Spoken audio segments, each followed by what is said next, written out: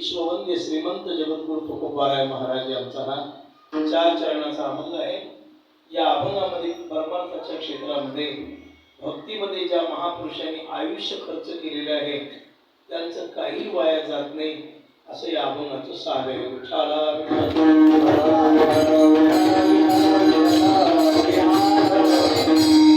शेवेला प्रारंभ करण्यापूर्वी थोडासा परिहार करून घ्यायचा।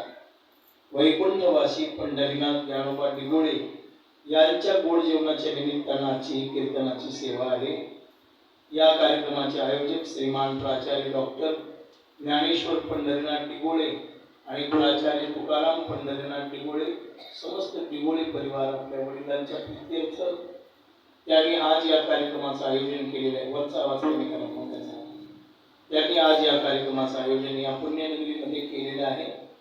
सद्गुरु मोतीराम महाराजांच्या समोर, गजानन बाबांच्या समोर, परमात्मा पंढरीनाथ, ग्रामदेवत मारुतीराय आणि तुम्ही सर्व जमलेले वैष्णव संत सज्जन माय